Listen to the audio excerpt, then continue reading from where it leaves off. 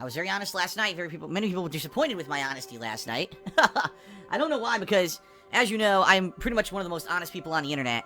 I tell you more information than pretty much anyone else who does YouTube. I take that back. I'm sure there's people who are also as honest as me. But I doubt there's anyone who's been as honest as I've been for 8 years, okay? And here's the deal. I want to apologize for last night. For any of you who were here on the live stream last night, okay? Right up front, before we even get started with today's positivity, alright? Because here's what happened last night. I was bummed. Because yesterday, as I was playing Dishonored 2, stream attendance was not what I would have liked it to be for a new release. It seemed to me that over the course of the stream, people were basically getting turned off by the game and or bored by it. At least the introduction to the game. And the stream attendance kind of plummeted during that premiere stream. And I didn't understand, you know, what caused that. Because in any game, you're going to have a slow beginning where you need to learn the tutorial. And you have to get your initial abilities and upgrades. And every video game pretty much has a slow start. There are a few exceptions, okay? But for the most part, especially a game like this one where you're going to incrementally level up your character, you always get a slower beginning, okay? And it really kind of irked me. I wasn't angry at the viewership for dipping. I was worried. Because I was worried that, you know, what's going to happen with me playing Dishonored 2 all weekend? You know what I mean? If I'm playing this game all weekend and I'm doing a playthrough of it, and people have even expressed their desire for me to play 2 playthroughs of this game, one as Emily and one as Corvo. And I was like, how am I going to basically warrant that? How am I going to keep the business going if no one's watching the playthrough and people are turned off within the first stream of this game, right? And because of that, I kind of got worried, and I expressed my worry, you know, on my second stream last night, basically saying, I don't know what's going on, and I'm nervous about this and everything. And a lot of people said, well, Phil, you know, it's okay to be nervous, but we don't necessarily need to know that, you know? And what a lot of people are saying is, you know, why do I let that get to me? Because if I'm playing a game and I'm enjoying it, I should just enjoy the game for what it is and not care about viewership. Now, you know, that's easy for people to say, especially when you don't run YouTube as a business, you know what I mean? And it's easy to say, oh, just ignore all viewership, ignore everything. Oh, yeah, by the way, and then when you go to pay your bills and you realize you have no money in your bank account, what are you going to do, right? So, it's kind of a double-edged sword. Yeah, I should be ignoring viewership, and I should be ignoring all those things and not let them be something in the back of my mind that's bothering me. But at the same time, it's kind of a natural thing that has to happen, because if I don't pay attention to it, then what happens if things go wrong, okay? So anyway, the reason that I'm talking about all this right now, alright? I'm being real honest with you, is because I made a decision, alright? And I think this might be a positive decision moving forward. I think this may be something that actually is going to be more of a positive than anything else, okay? I've decided that when I'm watching live streams, when I'm running live streams, my own live streams, what I'm going to do is just get the stream set up, okay? I'm going to get it going, make sure that technically everything is sound, that the stream quality is good and everything for everyone, alright? And then, and then once it's running, I'm just going to not pay attention to it, meaning, like, right now, for example, I am not looking at my YouTube dashboard, it's the name for the screen that you look at when you're streaming on YouTube. It monitors things like how many people are watching, the stream quality, etc., etc. I'm just not going to pay attention to it. I have it not even selected on my computer, so I can't even see right now how many people are on stream, and quite honestly, I don't give a shit. And I think this is going to benefit me. The good news is I can still monitor the connection, like through OBS, which is the program that I stream with. I can see if the stream is what's the word? Consistent. It has a little quality monitor in the corner of OBS that says green, yellow, or red. Green means it's good to go. Yellow means it's kind of fluctuating. And red means it's not good enough to stream. So I can still see if there's a technical issue with the stream or not. Okay? So I think moving forward, this is what I'm going to do. Because I don't want to let that be a factor. One day, what happens one day if I'm playing a game, I'm having a ton of fun with the game, and I'm really having a lot of fun, and oh no, stream attendance isn't the best. Well, that shouldn't hinder the gameplay, but the bottom line is if I look and I see that stream attendance is low, it might hinder me, it might change my whole demeanor, my whole attitude, you know what I mean? So I don't think that I should. I think that I should kind of ignore it, you know, and it's okay after the fact. After the stream is over, it's okay to maybe go look and see, gee, how did it do? But I don't think that I should let this kind of bother me. I think I should treat every stream with a positive attitude, and the attitude of, I want to just judge this game at face value, and I want to enjoy the game for what it is, rather than, oh, we have high attendance, so now I'm super happy, or we have low attendance, and now I'm, you know, all worried and pissed off, or whatever. So, I'm going to try it, starting today. So, starting today, not looking at stream attendance as it goes, I'm just going to let it run, play the games for what they are, have fun with them, and we're going to see how this works. We're going to see if this changes things or what, okay? Because the thing is, a lot of people have been saying, oh, it sounds like Phil's burnt out. It sounds like Phil's not enjoying the games that he's playing anymore. First of all, that's not true at all. And I don't think that comes through with every single stream or playthrough that I do, but I do think that there are certain ones where, if, let's say, stream attendance is low, I let it get to me. And maybe that's what you're hearing when I'm getting super frustrated with the game or whatever. So, let's see what happens, alright? That's the change that I'm making today, alright? I was playing Dishonored 2, and I noted that at least when I'm playing the game, I mean, it's recorded evidence, it's not like I'm making it up, you can see it in my playthrough, that during combat, the frame rate of the game is becoming choppy. The frame rate of the game is dipping, okay?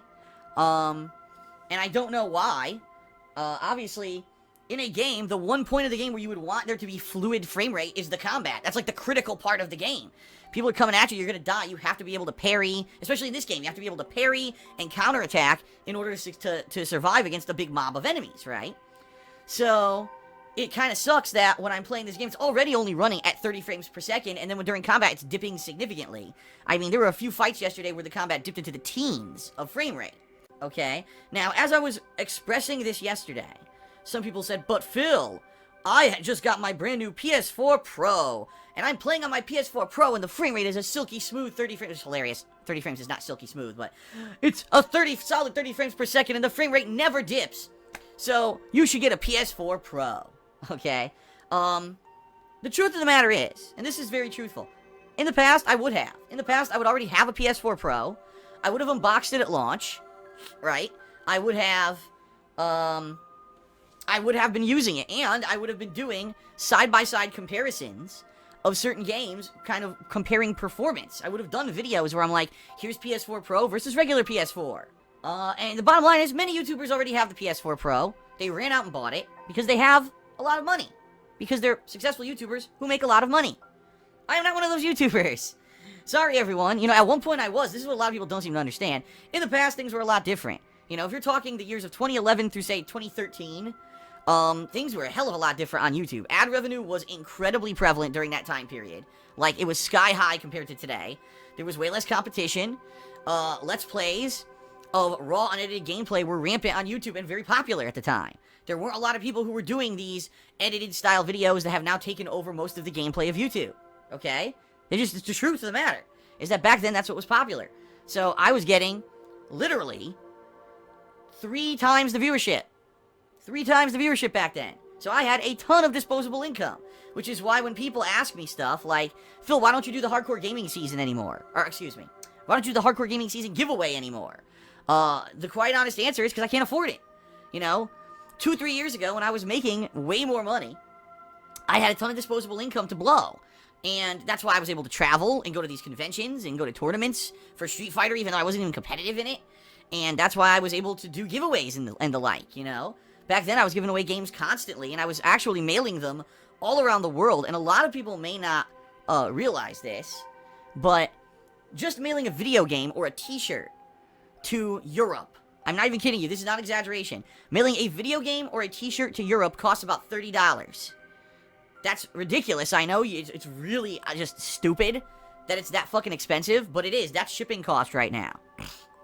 So, a lot of times, during these giveaways that I would run, I would pay more to ship an item across the globe than the item was worth. Okay? And one year, I actually spent upwards of almost $1,000 during the Hardcore Gaming Season giveaway shipping the giveaway items out. Okay? I can't do that anymore. You know? I just can't. I can't do that anymore. I don't have the money. And same thing here. PS4 Pro, I would love to have one right now. I would love to be playing all the new releases. They've already announced that games such as you know, Dishonored 2, Final Fantasy 15 are going to run better on PS4 Pro. They've already announced that other games like Watch Dogs 2 and the like will get patched in early 2017. Not that I'll care by then, but that, you know, moving forward, all Sony proprietary games are also going to run better on the PS4 Pro. You know? I would definitely benefit from having one, I think, in the long run. Would it be a huge difference? No. The bottom line is, having a few extra frames of animation here or there, it's not a big deal. And the bottom line is that I'm not going to be streaming at, you know, 1440p, even higher than the 1080p I do now. And I'm not going to be recording at a higher frame rate or resolution that I do now. I don't have a 4K TV, so I certainly wouldn't benefit from having the PS4 Pro visually now. It would still be 1080p for me. So it would be a very small benefit, alright, if I got a PS4 Pro. But it's a $400 purchase.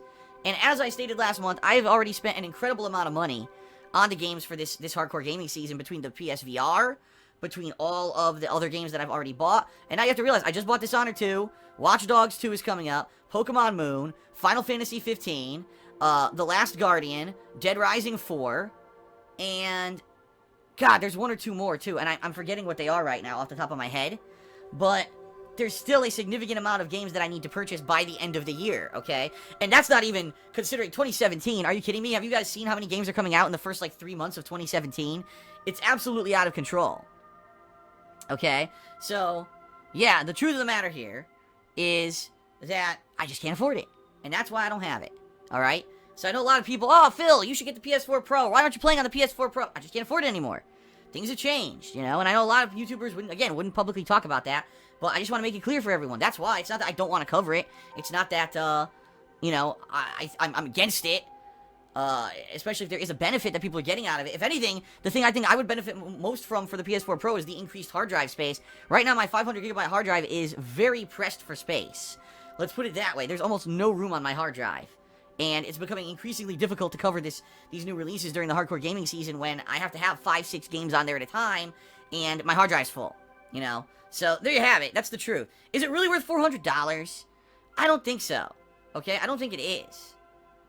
$400 for a minimal technology upgrade, I don't think it's worth it. I think if you're in the market for a new PS4, then it's a great idea. Like, if you're buying a PS4 for the first time, or maybe your original PS4 is on its last legs or has issues, then maybe buy the PS4 Pro.